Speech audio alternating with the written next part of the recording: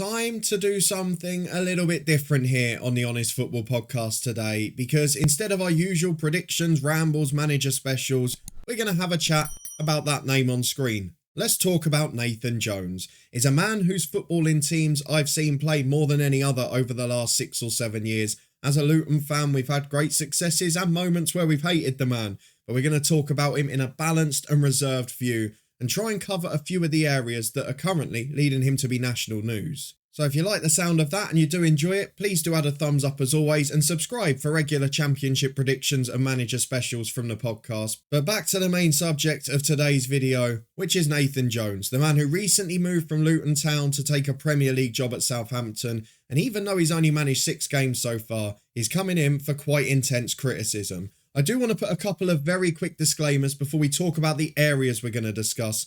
First of all, yes, I've got a bias because I'm a Luton fan, but I'm very balanced here. Those of you that have been regulars for a long time will know that. We're going to have a completely balanced view. So Nathan Jones lovers and Nathan Jones haters probably not going to enjoy this one. If you want something a bit more clickbait and a little bit more controversial, then maybe go and look through Twitter or phone in at TalkSport. They'll probably suit you better. Here in the next few minutes, we're going to talk about 7 areas. Nathan Jones, formations and tactics generally, strengths as a manager, weaknesses as a manager, what went wrong at Stoke, what went right at Luton, the situation he's inherited at Southampton, and can he succeed at his new club. So hopefully you're looking forward to all of that. Let's go and get straight into the first one. Now this is an interesting one to start off with, and it's going to come back to a criticism that's already been levelled at him from Southampton and perhaps was by Stoke fans and players at the time as well in that stint. And it's his formations, because generally speaking, Nathan Jones has had a bit of criticism for being a bit too stubborn in his tactics. So he's gone to Southampton and he's playing the exact same style he was at Luton and is expecting it to work. That's what fans are saying. However, over his spells at Luton and the games I've seen, we've actually seen quite an adaptable tactician, which is a little bit weird when you see what's gone wrong at other clubs. So for example, in his first stint during our successes in the League One and League Two promotion seasons, I know he left halfway through the League One promotion, we were playing a narrow diamond, which is something that became infamous with him. It was something that led to very expansive attacking football, a number of goals from all sorts of different areas of the pitch, and a couple of patterns that were really hard to deal with for opposition teams. Yes, it relied on exceptional fullbacks, which Luton perhaps lost a bit later down the line, and they're 2 fullbacks that are now Premier League players. But it was a tactic that allowed 2 up front, a flat back 4, and other players from midfield to join the attack. Moving on though to his second stint at Luton Town, and we've seen a lot more variation in terms of tactic. Perhaps criticised for not justing from the diamond at Stoke, trying to force players that didn't really suit his style into that formation. He came back to Luton a different man, and after initially the great escape during the COVID lockdown and Project Restart, the next 2 seasons saw a real evolution of style for the club. So the first season predominantly relied on a 4-3-3. It was a much more cautious setup, perhaps reflecting the fact that Luton were now one of the weaker teams in the league on paper. Relied on a deep defensive line, soaking up pressure, and then hitting on the counter-attack where possible. It was a little more expansive at home, but look at our away record when winning games. Most of them were by 1-0 that season, and from being relegation candidates the year before, a 12th place finish was a far cry from the struggles Luton had had the previous year. And given what we'd seen under Graham Jones, that was a blessed relief. Then we move on to last season though, which is probably the year where Nathan Jones started to attract attention from bigger clubs in terms of reputation. Because Luton switched, although on the first day intended to be a normal 4-3-3, due to big injuries, due to a lot of players being unavailable, it very quickly became this 3-5-2, which we've seen ever since. And prior to that, whilst at times direct with 2 big strikers generally his preferred way up front, we always had a little bit more of an expansive style of play. Last season changed that significantly. Luton ranked 2nd in the division over the course of the regular year for long passes forward during matches, and again with linchpin target man Elijah Adebayo up front, backed up by Cameron Jerome, the experienced player. There were a lot of times where Luton played more direct than fans had ever seen under Nathan Jones before. Of course, it got the best out of the players available and led to success, and it still allowed us to play football out from the back 3, but with quality footballers in that defensive area, we were seeing a lot more direct passes, a lot more runners getting in behind, as you had 2 attacking midfielders and just 1 sitting in. So it did allow us to have a 4-man counter-attack, but it also did mean a lot more long ball football. And that's something that Southampton fans, well, they're not very happy about, are they? We've all seen the clips already, but we'll come back to that a little bit later. Let's move on to the strengths and weaknesses of Nathan Jones. We'll start positively with the strengths. Now, there is no doubt to any Luton fan what the key strength of Nathan Jones' management is, and that is man management and motivation. It's something that became synonymous with his first stint at the club, both in motivating fans and players alike, and his man management allowed players to feel part of a bigger picture, and even those not in the team at times were often well behind the club and supporting the players on the pitch. His character is also part of that as well, a stubbornness and a resolution that sometimes saw him bite back at fan statements, and it had done even up to the very end this season, but it was something that allowed him to gain respect from Luton Town, something that he's finding a bit more difficult initially at a bigger club in Southampton. But there is something that shouldn't go amiss here. We always talk about the man management, the motivation, the determination, the steeliness, the reason he was hated by so many other clubs' fans. But we do forget about the coaching as well. Whilst not often working with very young players because of Luton's budgets and the type of players they can attract, he did often have a real knack for improving players that had either been signed from the lower leagues, not played at a certain level before, and really getting the best out of a squad, particularly when he came back in his second stint, that wasn't considered by anyone to be championship standards. Add to that some of the loan successes and youth academy stars that have moved on, and I think you have to say that Nathan Jones as a technical coach is certainly very strong. It's something he was credited with by former managers that worked with him at Brighton as well, so it's not something like some of the others that we just judge him from his time at Luton Town. And even Stoke players, even the likes of Ryan Shawcross, had interviewed after he left and said it wasn't that we didn't like him, his coaching was very good. It was just that stubbornness in the tactic, which we'll come back to a bit later on. But coaching being one of his strengths is definitely a positive for Southampton in the future. They've got a lot of young players who are inexperienced, haven't played at this level before, and that's something that he thrives in. He took on a Luton side that had a squad largely of non-championship players and made them championship players. Successes like James Justin, which technically he stumbled upon in the starting 11, but has now become an England international and a stalwart in the Premier League. Add to that also Kiernan Dewsbury-Hall, who had come on loan a couple of years earlier, the success he's gone on to have. There's definitely no argument that Nathan Jones has improved a lot of players over his time, and certainly other ones that wouldn't have stepped up to the level they've reached in their career, and he can take a huge amount of credit for that. But for all the strengths that the man has as a manager, we do have to be fair here. It's a balanced debate. Let's move on to the weaknesses. And I think we have to start here with the thing that, as a fan, probably used to do my head in the most. And I'm not the type who gets very excited and over-animated, but it is something that I used to find frustrating. And that was cautiousness when it came to substitutions. You've got this man who, when he speaks, is so motivating, is so aggressive, is so front-footed. But so often in games, you would see a cautious change or no change at all. One of the things that became synonymous with some of his time at Luton Town was late substitutions, not making those changes early in a game, not changing the course of a game. And Luton's record for when they got ahead to when they fell behind, it sort of spoke volumes for that. When falling behind away from home, Luton very rarely made a comeback. Whereas on the flip side, a management of a game they were ahead, we talked about the 1-0s away from home, very much a strength of Nathan Jones. Where Southampton have largely been conceding the first goal, and let's be fair, with the current squad they have, that will probably happen more times than not in the Premier League. There's got to be an alternative style for him to go to, and those changes will probably need to be made quicker. He was benefited at Luton Town by having experience in his ear most of the time, whether it be Paul Hart initially or Mick Harford for most point during his second spell.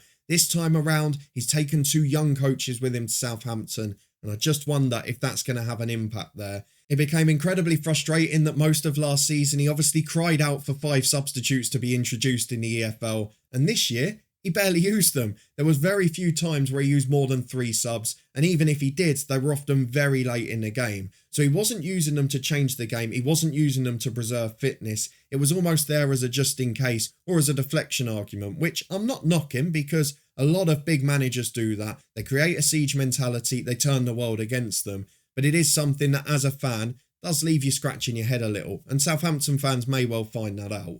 Let's move away from the technical footballing side and back to character though, and it's 2 things we mentioned in the strengths, but can become a weakness in times of struggle, and that's stubbornness and passion. I noticed the first thing Southampton fans said after the win in the FA Cup is that he was very sort of underwhelming in his celebration, something that he definitely wasn't accused of for the most part at Luton. He was kissing the badge, he was getting excited, he was jumping into the crowd, whatever it would be. It is something that perhaps in times of struggle can be a problem, because whether he overreacts or underreacts, he's going to attract criticism. And the passion, the stubbornness, changing your natural character to try and appease the fans might not be a way forward. Although we did see him taking on the fans, didn't we? Even 6 games in, following a chance from the Saints fans where they well and truly told him what they thought about his football. He did have a bite back in the media, but that's something he's going to have to watch. We saw even in the Championship this year how that ended for Dean Smith at Norwich. You can always say things you regret in the media. Maybe like, I'd only leave Luton for Barcelona, and then turning up at Stoke a week later. So maybe something that needs to be learnt. You don't want to make the same mistake twice. This is the age-old question that had been asked a number of times when Nathan Jones returned to Luton and started having remarkable success again. What went wrong at Stoke? Now, we should quantify this first, because a lot has been made of the fact that he failed when he went away from Luton the first time. But we should point out that a number of hugely successful Championship managers and managers elsewhere have failed at Stoke since they got relegated from the Premier League. Gary Rowett had an awful spell there and has now taken Millwall consistently to within touching distance of the playoffs on a budget that shouldn't be anywhere near. Michael O'Neill was magnificent for Northern Ireland, couldn't lay a glove on Stoke. Alex Neil is probably struggling a little bit now, having had great success with Sunderland, so we do have to be fair and say he certainly wasn't the first or the last man to fail at Stoke as a manager. However, there were a few things that he does need to take responsibility for. That work he did to get the fans on side at Luton maybe was lacking a little bit on the Stoke side of things, and we know how strong that crowd can be if you get them on side with you. There were a few bigger name players at the club, and this is something that's already been levelled at Southampton. It's okay being able to manage players at Luton Town. We are a relatively small club by Championship standards. We overachieve, we have players on relatively small wages, and we don't have any big prima donnas in the team. At Stoke and at Southampton, you're going to be working with higher reputation players. At times, you're going to be working with regular internationals at good nations. So it is going to be a trickier job on that front. And the man management that we highlighted as a strength earlier on is something that could perhaps be thrown as a weakness at Stoke, because as we mentioned a little bit earlier on, he was very stubborn in sticking with his Luton tactic, which was the narrow diamond. And in the Championship, it got found out. There's no doubt about that. He was working with a Stoke side that had a number of ageing players, certainly didn't have the physical qualities and perhaps even the determination and work rate that the Luton side had. And it very quickly got found out as wide areas got exposed, fullbacks were left 2-on-1, and in the centre of the park, an area where they should have been dominant, they weren't really getting a look in. Add to that injuries to players like Nick Powell, who unfortunately very rarely stays fit. It did make it a very tricky spell at Stoke, and it certainly could be labelled as a criticism. That stubbornness we mentioned to his tactic and that lack of adaptability and a 15% win rate, let's be honest, is not good by any stretch of the imagination. What it did mean though was a return to Luton with some lessons learned. So let's go and talk in contrast about what went right at the Hatters. Now, I'm going to start this one by referencing mainly the second stint at Luton, and the reason I want to is because the last thing I heard in a debate on a major broadcaster in the UK in the last week was that Nathan Jones didn't know what it felt like to be hated when he went into a club. Now, I am going to quantify that statement very quickly as a Luton fan. Nathan Jones was about 100 times more hated when he came back to Luton Town during lockdown than he was when he joined Southampton. Yes, at the Saints, there's scepticism. There was a lot that thought he wasn't up to the job, that thought perhaps an education at Luton wasn't enough for a Premier League job. All fair enough, entitled to those views. But there wasn't a pure hatred that some Luton fans had for him, and perhaps some never really fully forgave him after what had happened in the Stoke situation. The way he left the club wasn't great that time. But what he did do is come back in a sort of no-lose situation technically, because 9 games to go, Project Restart was on the way and Luton were marooned. A disastrous stint under Graham Jones where he'd highlighted that they couldn't win a game if they didn't have one star player he'd brought in.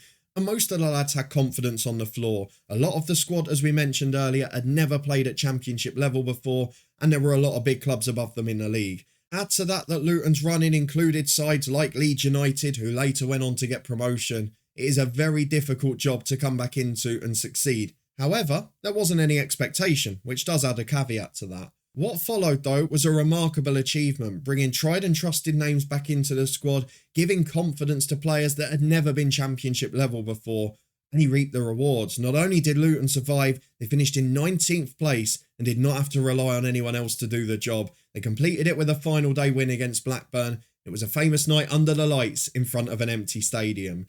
Following on the next 2 years, tactical adaptability became flavour of the month. Changes of formations every season, from the narrow diamond that largely kept us up in that great escape, to the 4-3-3 we saw most of the season behind closed doors, to the 5-3-2 that led to playoff success last season. Nathan Jones showed that he can set teams up in different tactics, and perhaps had learnt the lessons from Stoke. And that's something that I thought, when this move came along, was really going to serve him well. What's happened next is a little bit surprising, so let's talk a bit more about it.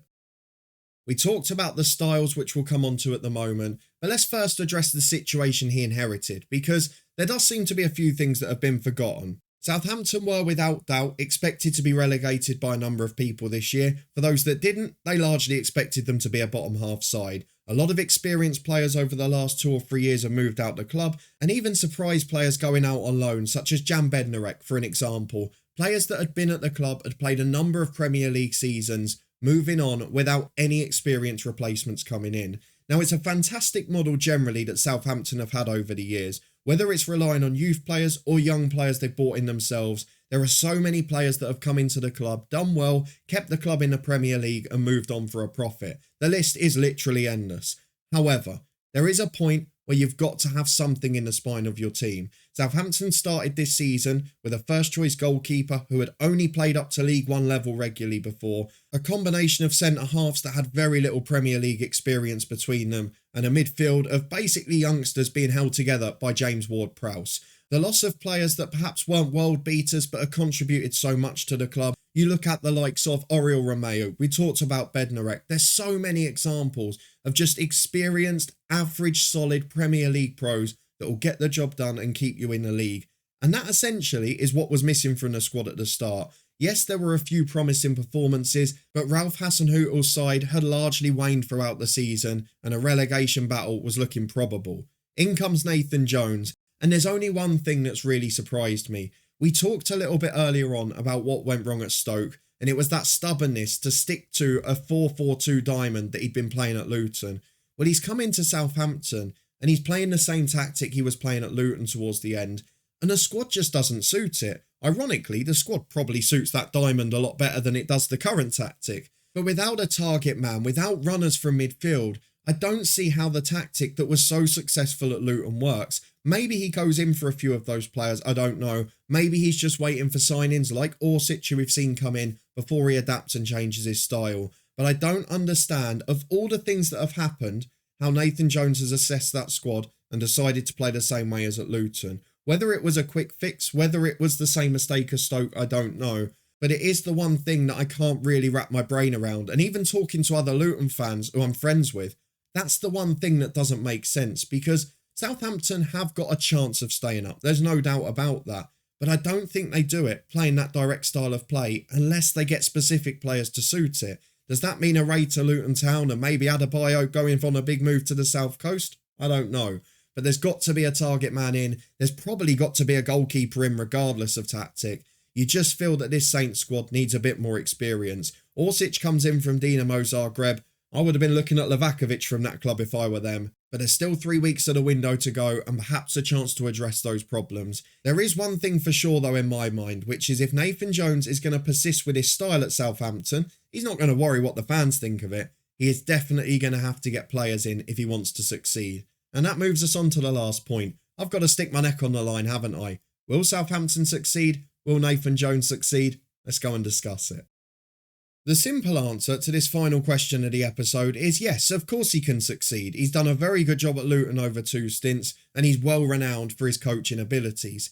However, one of 2 things has to change in my books. Either, as we mentioned a moment ago, the situation he's inherited has to be changed, which is signings, transfers that suit the style he seems insistent on wanting to play at the minute. The second alternative is that Nathan Jones swallows his pride a little and changes to the style that suits the players, which he has played before at Luton Town. I could see the narrow diamond or the 4-3-3 working there. It just seems like in a back 3, Southampton haven't looked very good for a long time. Used to be a problem on the occasions they tried it under Hasenhüttl, in my opinion. So that's something that will continue to perplex me for now. But if one of those 2 things don't happen, unfortunately, I can only see Southampton being relegated. There are already a few that have suggested that perhaps he was bought in, knowing that the club were going to be in a relegation battle, possibly go down, and would he then be the best man to bring them up? You could argue absolutely he would, but there's going to be a lot of players that would need to leave the club for that, and he might have burnt too many bridges with the fans by then. So it's an interesting and ballsy call if that's the case, but Nathan Jones, certainly a talented manager, not without his flaws for sure, but January is going to be crucial at Southampton. So there we go. For what it's worth, that's my opinion on the Nathan Jones situation. I wanted to try and have a balanced debate here. I didn't just want to talk about fond memories at Luton, and I didn't just want to focus on some of the criticism from Southampton fans, because, let's be fair, some of the supporters, as they had at Luton when he returned, had made their mind up before he joined the club. So it's important to us as always here to have balance. I hope you did enjoy the little debate. You can let me know your thoughts down in the comments. Of course, a little constructive debate is never a problem. But if you're looking for the clickbait responses, then Twitter and TalkSport are probably the places for you. On a serious note, I do hope Southampton are able to survive, partly because of the bonuses Luton get if they do, but also one of my close friends is a Southampton fan, so I've had a bit of an inside scoop on the performances from him, and hopefully things will start to move in the right direction. Let me know what you think Southampton need in January, and if you did enjoy it, please do add a thumbs up, subscribe for regular content from the podcast. We'll be back on Thursday with championship predictions ahead of the weekend, and much more to come in the future. Thank you very much for watching as always. You can support the show as a channel member by clicking the join button down below. But I'll be back here next time for championship predictions. See you there for them.